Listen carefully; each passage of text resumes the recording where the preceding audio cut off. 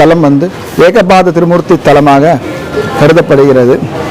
அருணகிரிநாத சுவாமிகள் இத்தலத்திலே முருகப்பெருமானை திருப்புகழ் பாடி வழங்கியுள்ளார்.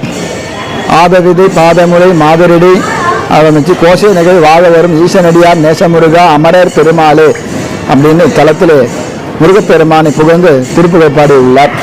அதில் இத்தலத்திற்கு கோசை நகர் அப்படின்னு ஒரு பேரை சூட்டுறார். குஷங்கள் நிறைந்த காடு என்பதனாலே குஷாரண்யம் தர்பாரண்யம் அப்படின்லாம் அழைக்கப்பட்டு கோசை நகர் என்று இன்றைய தினத்திலே அழைக்கப்படுகிறது. இங்கே பிரதி ஞாயிற்றுக்கிழமை இரவு சரபேஸ்வர வழிபாடு மாலை 4:30 மணி அளவில் துவங்கி 6 மணி அளவில் நடைபெற்று வருகிறது. பிரதி ஞாயிற்றுக்கிழமையும் இத்தலத்திலே சரப வழிபாடு மிகவும் சிறப்பாக வழிபாடு உள்ளது. சித்திரை மாதம் பிரம்மோற்சவம் நடைபெறுகிறது. சித்திரா பௌர்ணமியை முன்னிட்டு இத்தலத்திலே கொடியேற்றத்துடன் துவங்கி சித்திரா பௌர்ணமியை தீர்த்தவாரியாக கொண்டு பிரம்மோற்சவமானது நடைபெற்று வருகிறது. அன்றைய வகையிலே இன்றைய தினம் 4வது திருநாளாக நாகவாகனத்திலே எம்பெருமான் சந்திரசேகர பெருமான் குசலபுரீஸ்வர பெருமான் எழுந்தருளி திருவிதி விழா வந்து கொண்டிருக்கிறார்.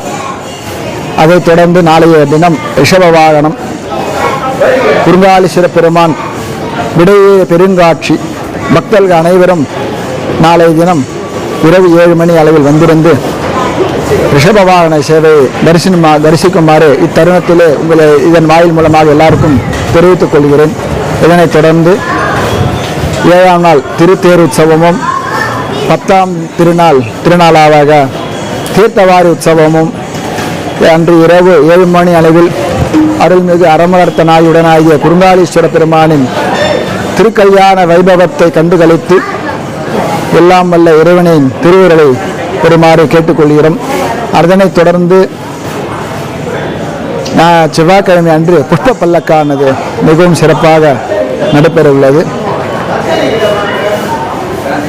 பக்தர்கள் அனைவரும் வந்திருந்து இந்த சித்ரா பௌர்ணமி பிரம்மோற்சவத்தை கண்டு கழிக்குமாறு அன்புடன் கேட்டுக்கொள்கிறோம்.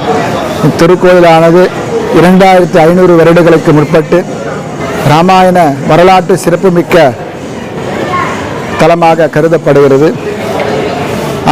அனைத்து பக்த கோடியிலும் வந்திருந்து இத்திருத்தலத்தை தரிசித்து குடும்ப ஒற்றுமைக்கும் தர்ம அர்த்த காமிய மோட்ச என்ற இந்த புருஷார்த்தங்களை பெற்று எல்லாம் வல்ல அறமலர்த்த நாயுடனாகிய குருங்காலீஸ்வர பெருமானின் திருவருளைக்கு பாத்திரமாகும்படி இத்தருணத்திலே இந்த சேனலின் வாய் மூலமாக உங்கள் அனைவரையும் வாழ்த்தி